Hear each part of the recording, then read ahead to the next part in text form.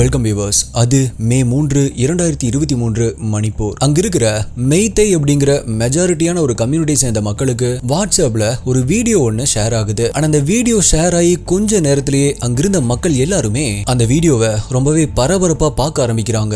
அப்படி பார்த்தவங்க ஒவ்வொருத்தரா மத்தவங்களுக்கு ஷேர் பண்ண ஆரம்பிக்கிறாங்க. அப்படி அந்த வீடியோவை பார்த்த அந்த மக்களுடைய முகத்துல ஒரு விதமான கோபம் வெளிப்பட ஆரம்பிக்குது. அப்படி அந்த வீடியோவை பார்த்து முடிச்சதுக்கு அப்புறமா கோபத்துடைய உச்சிக்கே போன அந்த மக்கள் தங்களுடைய மெய்தை கம்யூனிட்டியில் இருக்கிற மத்த எல்லாத்தையுமே கூட்டிட்டு, சொல்ல போனா அவங்களுடைய ஊர்ல இருக்கிற 15 வயது பையனை கூட விடாம எல்லாத்தையுமே கூட்டிட்டு அதுக்கு அடுத்த நாள், அதாவது மே 4ஆம் தேதி அவங்களுடைய கையில கிடைக்கிற ஆயுதங்கள், மரக்கட்டைகள், துப்பாக்கிகள் அப்படின்னு சொல்லி எடுத்துட்டு பக்கத்தில் இருக்கிற குக்கி இன மக்கள் வாழக்கூடிய பி பைனோம் அப்படிங்கிற ஒரு கிராமத்துக்கு போறாங்க. அப்படி அங்க போனவங்க கொஞ்சம் கூட யோசிக்காம அங்கிருந்த வீடுகள் எல்லாத்தையுமே எரிச்சு அங்கிருக்கிற பெண்கள், குழந்தைகள் கூட அப்படின்னு பார்க்காம எல்லாத்தையுமே சரமாரியா அடிக்க ஆரம்பிச்சிருக்காங்க. அங்க என்னதான் நடந்துட்டு இருக்கு அப்படின்னு புரியாத அப்பாவி குக்கியின மக்கள் பயத்துல தங்களை காப்பாத்திக்கிறதுக்காக அங்கேயும் இங்கேயும் தப்பிச்சு ஓட பாக்குறாங்க. அப்படி எல்லாருக்கும் மாதிரியுமே தப்பிச்சு ஓட முயற்சி பண்ண ஒரு ஃபேமிலி தான் அவங்க ஒரு காட்டுக்குள்ள ஓட முயற்சி பண்ணும்போது இந்த மெய்தாய் குரூப் கிட்ட மாட்டிக்கிறாங்க. இந்த மெய்தாய் கம்யூனிட்டியில இருந்து சில பேர் அவங்க தப்பிச்சு போறத பாத்துறாங்க. இப்ப இதை பார்த்தவங்க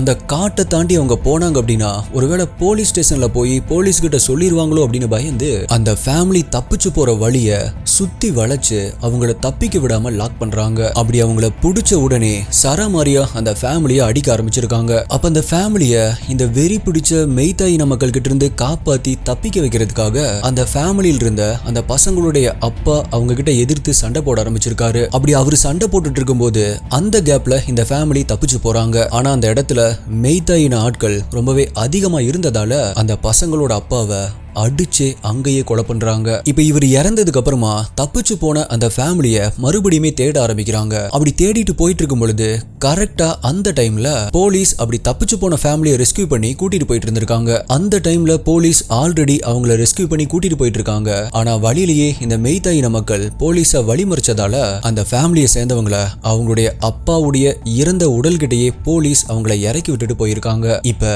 என்ன பண்றது அப்படின்னே தெரியாம பயத்தில் இருந்த அந்த ஃபேமிலியுடைய பெண்கள் கிட்ட இந்த மெய்தாயின ஆண்கள் தப்பா நடந்துக்க முயற்சி பண்ணிருக்காங்க. இத பார்த்த அந்த ஃபேமிலியில இருந்த 19 வயசு ஒரு பையன் தன்னோட அம்மா மற்றும் தன்னுடைய அக்காவை இப்படி பண்றாங்களே அப்படின்னு சொல்லி அதை தடுக்கும் போது அவன் சின்ன பையன் அப்படின்னு கூட பார்க்காம அவனை ஷூட் பண்ணி அந்த இடத்திலேயே கொலை பண்ணிருக்காங்க. இப்படி அந்த குடும்பத்தை சேர்ந்த 2 பேரையுமே அந்த பெண்கள் கண்கள் முன்னாடியே கொலை பண்ணிட்டு அந்த பெண்களுடைய முடியை பிடிச்சு கதற கதற இழுத்துட்டு போயிருக்காங்க. அதுவும் அந்த பெண்களுடைய உடம்புல ஒட்டு துணி கூட இல்லாம சுத்தியுமே நூற்றுக்கணக்கான ஆண்கள் சேர்ந்து அந்த பெண்களை ரோட்ல இழுத்துட்டு போயிருக்காங்க. அப்படி இழுத்துட்டு போகும்போது அந்த பெண்களுடைய பிரைவேட் பார்ட்ல எல்லாம் கை வச்சு வீடியோல சொல்ல கூட முடியாது. அந்த அளவுக்கு ரொம்பவே கேவலமான வேலைகளை பண்ணிட்டே அந்த 2 பெண்களை நடந்து கூட்டிட்டு போறாங்க. அந்த வீடியோ தான் 2 மாசம் கழிச்சு இப்ப 2 நாட்களுக்கு முன்னாடி எல்லா சோசியல் மீடியாலயுமே வைரல் ஆகிட்டு இருக்கு. நீங்க அதை பார்க்கல அப்படின்னா நம்மளுடைய டெலிகிராம் குரூப்ல அந்த வீடியோ அப்லோட் பண்றேன். பாக்குறதுக்கு முன்னாடி தைரியத்தை வர வச்சுட்டு அதை பாருங்க. பிகாஸ் ஒரு பொண்ணு நூற்றுக்கணக்கான ஆண்களுக்கு நடுவுல சிக்கிட்டா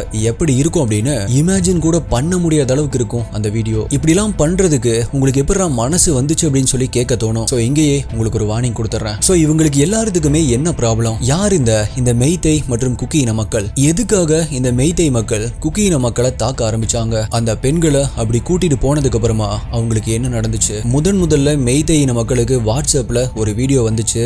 அதை பார்த்து தான் இந்த கலவரம் ஸ்டார்ட் ஆச்சு அப்படின்னு சொன்னேன் இல்லையா? அப்படி அந்த வாட்ஸ்அப்ல என்ன வீடியோ தான் வந்துச்சு, எதை தான் ஷேர் பண்ணாங்க, அதுக்கப்புறமா இந்த கலவரம் முடிவுக்கு வந்துச்சா இல்லையா அப்படிங்கிற இந்த எல்லா டீடைல் பத்தி தான் இன்னைக்கு வீடியோல நம்ம டீகோட் பண்ண போறோம். நீங்க பார்த்துட்டு இருக்கிறது சரவணன் டீகோட்ஸ். நான் உங்கள் சரவணன். வாங்க இன்னைக்கு வீடியோக்குள்ள போலாம்.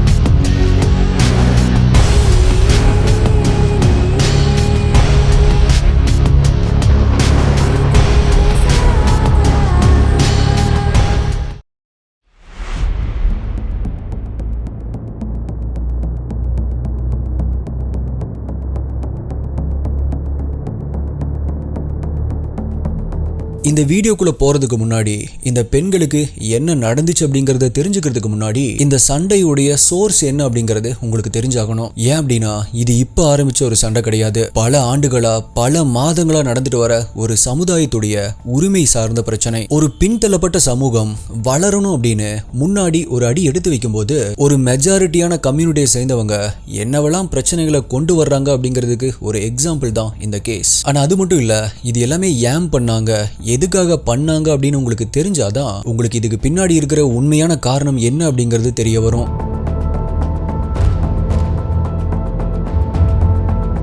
நம்ம எல்லாத்துக்குமே மணிப்பூர்ல நடந்துட்டு வர ப்ரொடெஸ்ட்டை பத்தி தெரிஞ்சிருக்கும். சில பேருக்கு அங்க பிரச்சனை நடக்குது அப்படிங்கிறது தெரியும். பட் என்ன பிரச்சனை, எதனால அங்க பிரச்சனை நடக்குது அப்படிங்கிறது தெரியாம இருக்கும். மணிப்பூர் இஸ் ஆன் ஃபயர் அப்படின்னு நம்மளுடைய தமிழ் யூடியூப் கம்யூனிட்டியில கூட தமிழ் பொக்கிஷம் மதன் கௌரி அப்படின்னு முன்னாடியே பேசியிருக்காங்க. ஏன் நார்த் சைடு யூடியூப் ஃபுல்லாவே 2-3 மாதங்களா எல்லா நியூஸ் மற்றும் சோசியல் மீடியாலையுமே இதுதான் ஹாட் டாபிக்கா போயிட்டு இருந்துச்சு. சோ எதுக்காக இந்த ப்ரொடெஸ்ட் போயிட்டு இருக்கு? இம்பால கேபிட்டலா கொண்ட இந்த மணிப்பூர் நார்த் ஈஸ்ட் இந்தியால ரொம்பவே முக்கியமான ஒரு ஸ்டேட். ஏன் அப்படின்னா நம்மளுடைய இந்தியாவுக்கு சுதந்திரம் கிடைச்சு சில வருடங்களுக்கு அப்புறமா தான் மணிப்பூரை இந்தியா கூடயே சேர்த்தாங்க. ஆனா அதுக்கப்புறமா கூட மணிப்பூர் எங்களுக்கு தனி நாடு வேணும், நாங்க தனி நாடா இருக்கணும் அப்படின்னு சில சிக்கல்கள் அதுல போயிட்டே தான் இருந்துச்சு. ஆனா இந்த மணிப்பூர்ல மெஜாரிட்டி ஆஃப் பீப்புள் பழங்குடி இனத்தை சேர்ந்தவங்க, அதாவது ட்ரைபல் பீப்புள்.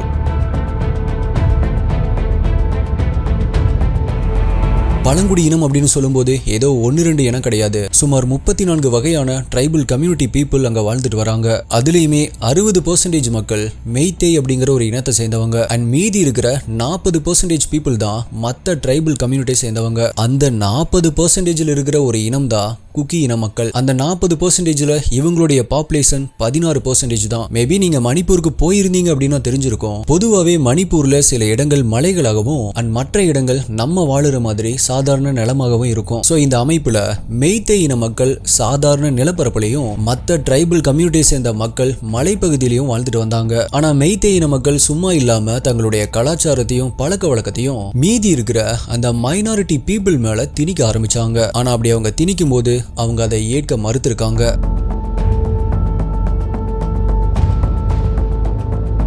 இதனால ஆல்ரெடி கவர்மெண்டோடைய எஸ்டி சலுகை எல்லாமே இந்த மைனாரிட்டி பீப்புளுக்கு தான் கிடைக்குது அப்படின்னு கோவத்தில் இருந்தவங்க இனிமேலுமே இவங்களை விட்டு வச்சோம் அப்படின்னா நம்மளை தாண்டி வளர்ந்துருவாங்க அப்படின்னு தங்களுக்குமே அந்த எஸ்டி உரிமை வேணும் அப்படின்னு சொல்லி கோர்ட்ல ஒரு கேஸ் ஃபைல் பண்றாங்க. ஆனா உண்மையை சொல்லணும் அப்படின்னா இந்த மெய்தேய் இன மக்களால இந்த மைனாரிட்டி பீப்புளுக்கு கிடைக்க வேண்டிய வேலை வாய்ப்பு, இட ஒதுக்கீடு சலுகைகள் இது எதுவுமே கிடைக்காம இருந்திருக்கு. இப்படி இருக்கிற சமயத்துல இந்த மெஜாரிட்டியான கம்யூனிட்டியை சேர்ந்தவங்களும் எஸ்டி ஸ்டேட்டஸை வாங்கிட்டாங்க அப்படின்னா இப்ப இந்த மைனாரிட்டி பீப்புளுக்கு கிடைச்சிட்டு இருக்கிற கொஞ்ச நெஞ்ச சலுகையுமே கிடைக்காம போயிடும். சோ இவங்களுடைய உரிமைகள் எல்லாமே பறி போயிடும் அப்படிங்கிற பயத்துல மைனாரிட்டி கம்யூனிட்டியை சேர்ந்த மக்கள் அதை எதிர்த்து போராடணும் அப்படின்னு முடிவு பண்றாங்க. கரெக்டா அதே நேரத்துல மெய்தேய் இன மக்களுக்கும் எஸ்டி உரிமை வழங்கப்படும் அப்படின்னு அவங்களுக்கு சாதகமா கோர்ட்லயும் தீர்ப்பு வந்துருது.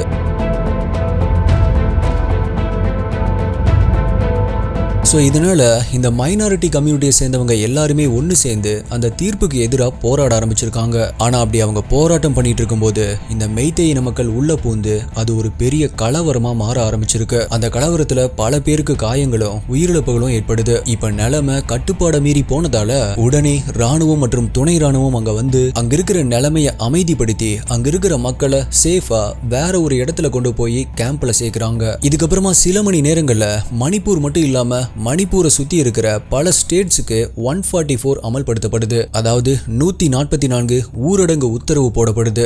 ஏன் அப்படின்னா மணிப்பூரை சுத்தி இருக்கிற ஒவ்வொரு ஸ்டேட்ஸுமே ஒவ்வொன்றையும் டிபெண்ட் பண்ணி இருக்கு. சுருக்கமா சொல்லணும் அப்படின்னா அந்த 7 ஸ்டேட்ஸுமே 7 சிஸ்டர்ஸ் அப்படின்னு அழைக்கப்படும். ஸோ இப்போ மணிப்பூர்ல இப்படி ஒரு கலவரம் நடக்குது அப்படிங்கிறது வெளியே தெரிஞ்சது அப்படின்னா அது கண்டிப்பா மற்ற ஸ்டேட்ஸுக்கும் பரவி இது ஒரு மிகப்பெரிய கலவரமா மாற வாய்ப்பு இருக்கு அப்படின்னு சுத்தி இருக்கிற எல்லா ஸ்டேட்ஸுக்குமே 144 போட்டிருக்காங்க. அது மட்டும் இல்ல, அங்க ரோட்ல யாராவது கலவரம் பண்றாங்க அப்படின்னா ஷூட் ஆன் சைட் ஆர்டரும் இஷ்யூ பண்ணப்பட்டிருக்கு.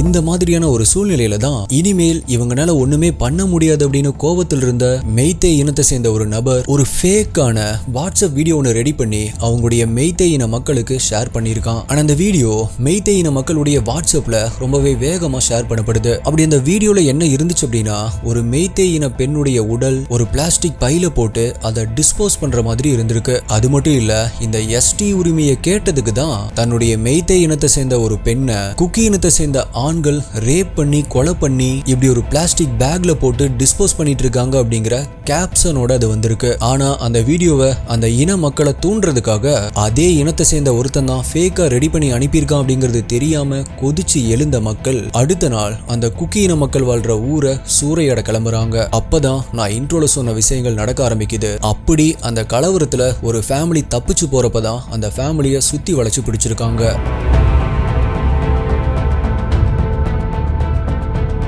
அப்படி சுத்தி வளைச்சு பிடிச்ச அவனுங்க கொஞ்சம் கூட மனசாட்சியே இல்லாம அந்த ஃபேமிலியோடைய அப்பாவை கொன்னுட்டு அந்த 3 பெண்களுடைய ட்ரெஸ்ஸை கலட்ட சொல்லி அடிச்சிருக்கானுங்க. அப்பவுமே அவங்களுடைய ட்ரெஸ்ஸை கலட்டாததால உங்களை கொலை பண்ணிடுவோம் அப்படின்னு மிரட்டி ட்ரெஸ்ஸை கலட்ட வைக்கிறாங்க. ஆனா அதுல ஒரு பொண்ணுக்கு 21 வயது, அந்த பொண்ணுடைய அம்மாவிற்கு 42 வயது அப்படின்னு சொல்லப்படுது. இப்ப அந்த பெண்களுக்கு நடக்கிற கொடுமையை பார்த்த அந்த 21 வயசு பொண்ணுடைய தம்பி 19 வயசான ஒரு பையன் இப்படி பண்ணாதீங்க அப்படின்னு சொல்லி அதை தடுக்க போயிருக்கான். ஆனா மனசாட்சியே இல்லாம அவனை ஷூட் பண்ணி கொலை பண்ணிருக்காங்க. இப்படி அந்த பெண்கள் தான் கண்ணு முன்னாடியே தன்னுடைய குடும்பத்தில் இருக்கிறவங்க சாகிறத பார்த்து கதறி அழுக ஆரம்பிச்சிருக்காங்க. தயவு செஞ்சு அவங்கள விட்டுருங்க அப்படின்னு சொல்லி கெஞ்சி கேட்டிருக்காங்க. ஆனா அவனுங்களோ அவங்கள சும்மா விடுற மாதிரி தெரியல. அடிச்சு ஃபோர்ஸ் பண்ணி அவங்களுடைய ட்ரெஸ்ஸை ரிமூவ் பண்ண வச்சு அவங்களுடைய தலைமுடியை பிடிச்சு இழுத்துட்டு போக ஆரம்பிச்சாங்க.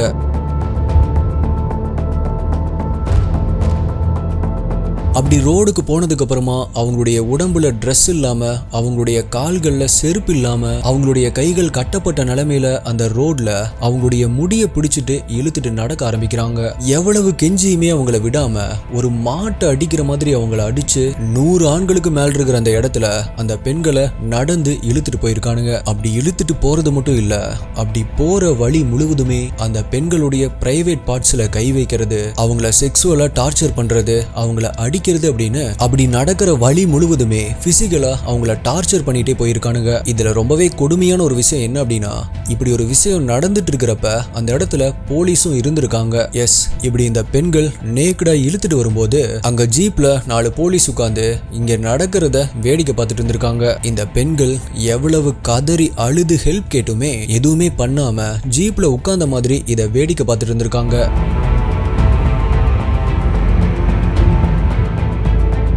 இப்படி போலீஸ் முன்னாடியே அந்த பெண்களை டார்ச்சர் பண்ணிட்டு இருந்தவனுங்க ஒரு கட்டத்துல ரோடுக்கு பக்கத்துல இருக்கிற ஒரு காட்டுக்குள்ள கூட்டிட்டு போய் அங்க கீழே வெறும் தரையில அந்த பொண்ணை படுக்க சொல்லியிருக்காங்க. அதுக்கு அந்த பொண்ணு படுக்க மாட்டேன் அப்படின்னு சொல்லி மறுத்திருக்கு.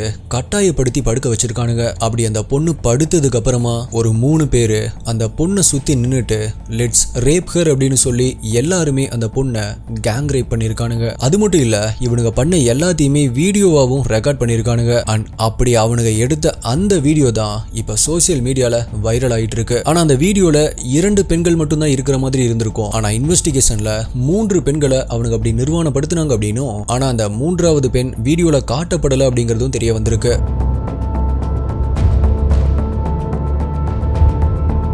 இதுக்கப்புறமா அந்த பெண்கள் அங்கிருந்த சில லோக்கல் மக்களுடைய சப்போர்ட்டால அவங்களுடைய ஹெல்ப்பால அங்கிருந்து ரெஸ்கியூ பண்ணப்பட்டிருக்காங்க. அப்படி ரெஸ்கியூ பண்ணப்பட்டதுக்கு அப்புறமா போலீஸ் ஸ்டேஷன்ல இதை பத்தி கம்ப்ளைண்ட் பண்ணி மே 18ஆம் தேதி FIR ரெஜிஸ்டர் பண்ணப்பட்டிருக்கு. ஆனா போலீஸ் இதுல எந்த ஒரு நடவடிக்கையுமே எடுக்கல. இதோட பிரச்சனை முடிஞ்சது அப்படின்னு கேட்ட இந்த பெண்கள் ரெஸ்கியூ பண்ணப்பட்டதுக்கு அப்புறமா 2 நாட்கள் கழிச்சு அதே குக்கி இனத்தை சேர்ந்த கோபி பங்க் அப்படிங்கிற கிராமத்தை சேர்ந்த இன்னுமே 2 பெண்களை கடத்தி இம்பால்ல இருக்கிற ஒரு ரூம்ல அடைச்சு வச்சு மெய்தே இனத்தை சேர்ந்த 6 ஆண்கள் அந்த பெண்களை ரேப் பண்ணிருக்கானுங்க. அதுக்கப்புறமா அந்த பெண்களுடைய இறந்த உடல்கள் கண்டுபிடிக்கப்பட்டிருக்கு. ஆனா பல முறை போலீஸ் கிட்ட சொல்லியுமே இந்த கேஸோடைய FIRல எந்த ஒரு ஆக்ஷனுமே எடுக்கல.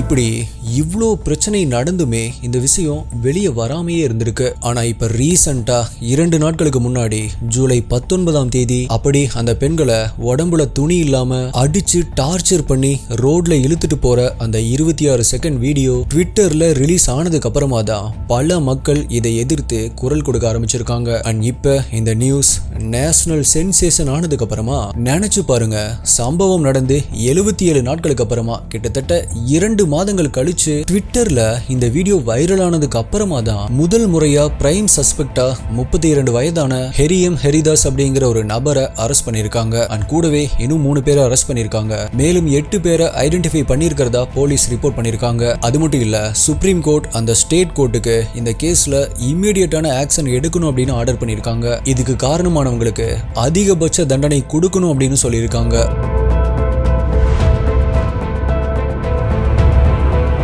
இப்போதைக்கு அந்த கிராம மக்கள் 86 கிலோமீட்டர் தள்ளி இருக்கிற ஒரு கேம்ப்ல தங்க வைக்கப்பட்டிருக்காங்க. இத பத்தி பாதிக்கப்பட்ட அந்த 21 வயசு பெண்ணுடைய ஃபேமிலி என்ன சொல்லியிருக்காங்க அப்படின்னா, போலீஸ் இதுல ரொம்பவே லேட்டா தான் ஆக்ஷன் எடுத்திருக்காங்க.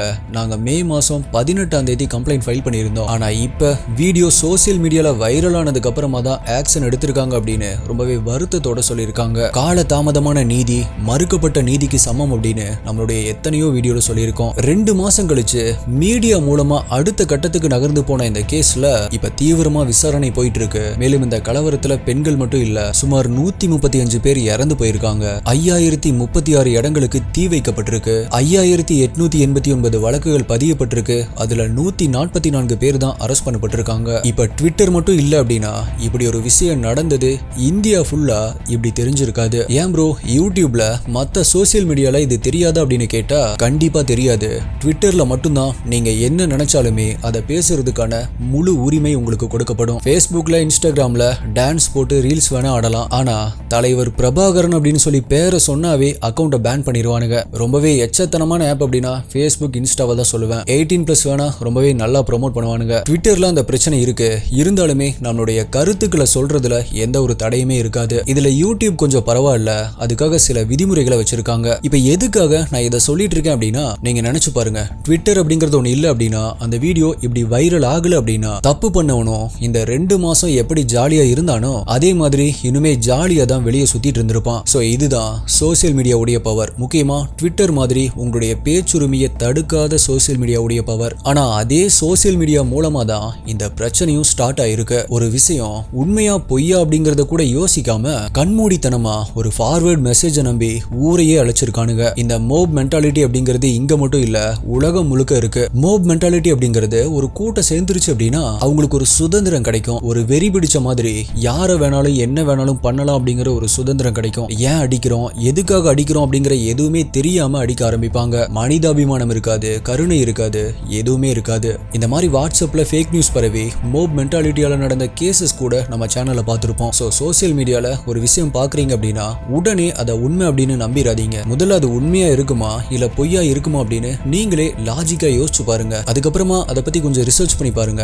அது உண்மை அப்படிங்கிறது தெரிஞ்சா மட்டும் ஃபார்வர்ட் பண்ணுங்க. அந்த மாதிரி இல்லாம இவ்வளவு பெரிய கலவரம் உருவாக காரணமா இருந்த இந்த மெய்தே இன மக்களை பத்தி உங்களுடைய கருத்து என்ன அப்படிங்கறத மறக்காம கீழே கமெண்ட் பண்ணுங்க. இந்த வீடியோ நான் பாக்குறப்ப நம்மளுடைய இந்தியால தான் இது நடக்குது அப்படிங்கிற மாதிரி எனக்கு இருந்துச்சு. நார்த் சைட்ல இவ்வளவு கொடூரமானவங்களா இருக்காங்களா அப்படிங்கிற மாதிரி எனக்கு தோணுச்சு. இந்த வீடியோ பார்த்தப்ப உங்களுக்கு என்ன தோணுச்சு அப்படிங்கறதையும் மறக்காம கீழே கமெண்ட் பண்ணுங்க. உங்களுடைய பெஸ்டான கமெண்ட் அடுத்த வீடியோல வரும். இந்த கேஸை பத்தி மேலும் ஏதாவது அப்டேட்ஸ் வந்துச்சு அப்படின்னா போதுமான டீடைல்ஸ் கிடைச்சதுக்கு அப்புறமா இன்னொரு வீடியோ போடுறேன். வேற ஒரு வீடியோல மீட் பண்றேன். நன்றி, பாய்.